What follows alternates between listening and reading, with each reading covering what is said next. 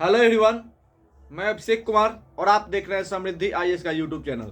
दोस्तों, इस वीडियो के माध्यम से हम बात करने वाले हैं बीपीएससी टीआर 3 में 1 to 5, 6 to 8, 9, 10 और 11, 12 के जितने भी अभ्यर्थी हैं जिनको सफलता मिली है एग्जाम में, उन सभी के डॉक्यूमेंट वेरिफिकेशन और काउंसलिंग के जो काम है वो लगातार जो है वो चल रहे हैं। इस दौरान 1 to 5, 6 to 8 और 9, 10 का जो डीबी है, जो काउंसलिंग है, वो जो है वो समाप्त हो चुका है। और अब जो है आज 4 तारीख है और आज और कल जो है वो पीजीटी यानी कि 11-12 के जितने भी सब्जेक्ट हैं इसमें जिनको सफलता मिली है, जिन अभ्यर्थियों को, उनकी काउंसलिंग जो है वो स्टार्ट होने वाली है। लेकिन प्रश्न अब ये उठता है कि जो गेस्ट टीचर के अभ्यर्थी हैं जिनको अभी रिजल्ट आना बाकी है, कहा गया है कि संशोधित रिजल्ट जो है वो जारी किया जाएगा। वो संशोधित रिजल्ट कब आएगा, ये जो है वो ये यक्ष प्रश्न जो है बना हुआ है और लगातार इसके डेट में जो है वो चेंजिंग की जा रही है। तो गेस्ट टीचर का रिजल्ट कब आएगा और पीजीटी के वे छात्र जिनका रिजल्ट अभी तक नहीं आया है वो कब आएगा, जिन छात्रों का जिला आवंटन अभी तक नहीं हुआ और डीबी जो है वो अपने अंतिम दौर में चल गया है, यानी कि आज 4 और 5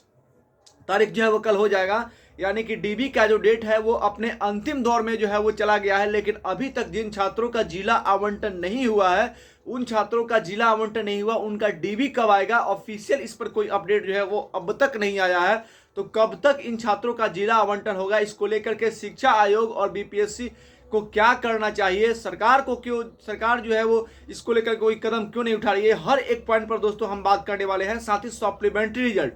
टीआर 3 का जो है सप्लीमेंट्री रिजल्ट कब तक दिया जाएगा, इसको लेकर के क्या अपडेट है, क्योंकि जितने भी अभ्यर्थी जो है वो टीआर 3 के जो सप्लीमेंट्री रिजल्ट की मांग कर रहे हैं, उन्होंने ट्विटर और मेल अभियान भी चलाया है। इसको लेकर के जो है बीपीएससी द्वारा जो है वो एक नोटिस भी जारी किया गया था, जिसके बारे में मैंने आप सभी को बताया था। तो इसका सप्लीमेंट्री रिजल्ट कब तक आएगा, इस हर एक पॉइंट पर हम दोस्तों जो है वो चर्चा करने वाले हैं। और जिन छात्रों का जिला आवंटन नहीं हुआ उनके लिए हम लगातार आवाज उठा रहे हैं। तो जितने भी टीआर 3 के अभ्यर्थी हैं, वीडियो को फुल वॉच करें ताकि आपको जो है टीआर 3 से रिलेटेड जितनी भी समस्या हैं, चाहे वो डॉक्यूमेंट री अपलोडिंग को लेकर के है, डाउटफुल कैटेगरी को लेकर के हो, क्योंकि डाउटफुल कैटेगरी में जो है वो एक और रीजन जो है निकल कर आया है कि किस कारण जो है डाउटफुल कैटेगरी में डाला जा रहा है। साथ ही सब्जेक्ट कॉम्बिनेशन को लेकर के क्या दिक्कतें जो है वो 9-10 में जब डीबी हुआ तो आ रहा था, इस हर एक पॉइंट पर जो है दोस्तों हम बात करेंगे।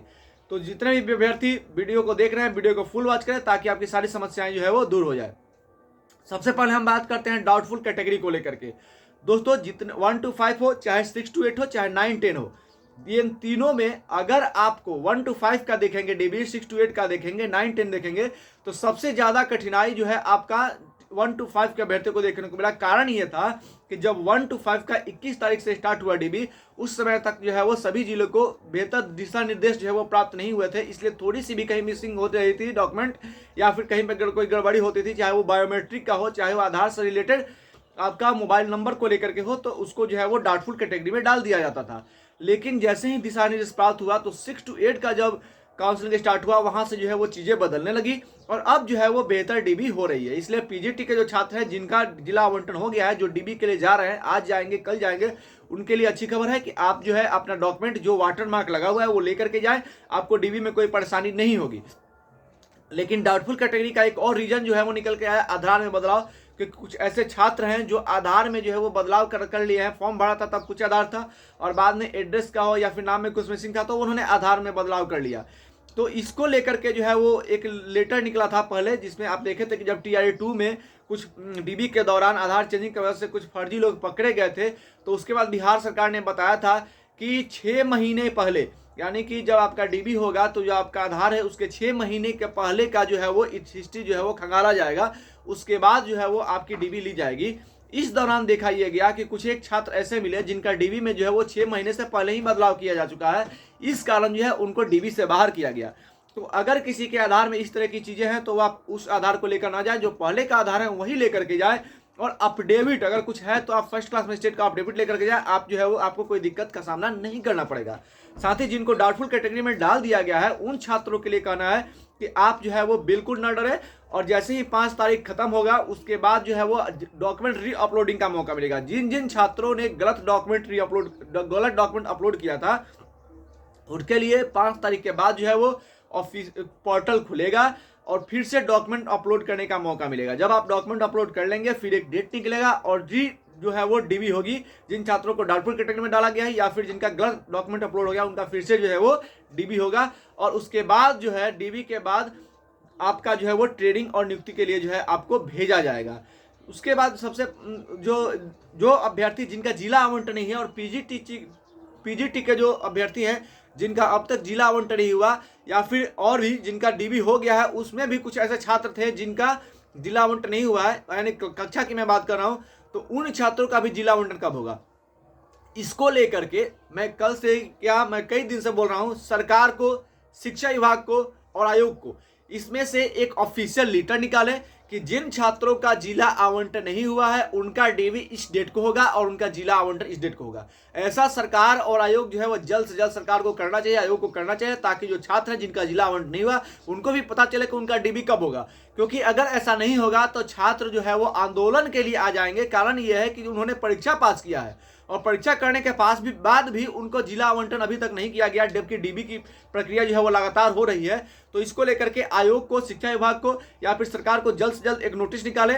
किसी भी तरह से। ये आप लोग वीडियो को ज़्यादा शेयर कीजिए कि ये जो है वो सरकार आयोग तक वीडियो पहुंचे, जिससे जो है वो सरकार को मैं नम्रतापूर्वक कहना चाहता हूँ, जिम्मेवारी पूर्वक कहना चाहता हूँ कि जिन छात्रों का जिला आवंटन नहीं हुआ है जल्द से जल्द उनका जिला आवंटन हो। और पीजीटी के जो छात्र हैं जो 6 विषय के जिनका गेस्ट टीचर रिजल्ट देना है, उन सभी छात्रों का गेस्ट रिजल्ट जल्द से जल्द जारी किया जाए। आज 4 तारीख हो गया, 5 तारीख तक जो है वो बात निकल कर आई थी कि 5 तारीख तक यानी फरवरी का फर्स्ट वीक में जो है वो रिजल्ट जारी कर दिया जाएगा। तो इसको लेकर के क्या तैयारी चल रही है, इसको लेकर के जल्द से जल्द जो है शिक्षा विभाग और आयोग को अपडेट देना चाहिए। और हम उम्मीद करते हैं कि ये जो है इस वीक में गेस्ट टीचर का रिजल्ट आ जाए और जिन छात्रों का अभी तक जिला आवंटन नहीं हुआ है उनका जिला आवंटन हो जाए, ताकि इनका भी डीबी जो है वो जल्द से जल्द हो। और जिन छात्रों का डीबी हो गया है, जिनका होने वाला है, सबकी जो है वो एक साथ ही जो है वो आपकी जो है वो ट्रेनिंग के लिए आपको भेजा जाएगा। यानी ट्रेनिंग के लिए सभी छात्रों को तभी भेजा जाए जब तक सभी अभ्यर्थियों का जिला आवंटन और डीबी ना हो जाए। इसलिए जिन छात्रों का जिला आवंटन नहीं हुआ उनका भी डीबी कराया जाए और उसके बाद सभी छात्रों को एक साथ जो है वो ट्रेनिंग के लिए और साथ ही नियुक्ति पत्र जो है वो दिया जाए। यानी सभी छात्रों का जिनका जिला आवंटन नहीं हुआ है, गेस्ट टीचर रिजल्ट नहीं है, उन सबका रिजल्ट जारी किया जाए, जिला आवंटन हो, उनका डीबी करा लिया जाए। उसके बाद जो है वो सरकार और आयोग जो है वो शिक्षा विभाग उनको जो है वो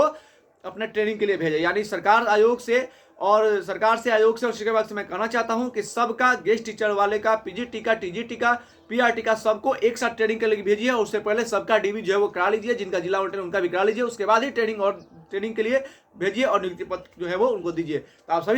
सभी शिक्षक अभ्यर्थियों को एक बार फिर से बहुत बहुत धन्यवाद, बहुत बहुत शुभकामनाएं।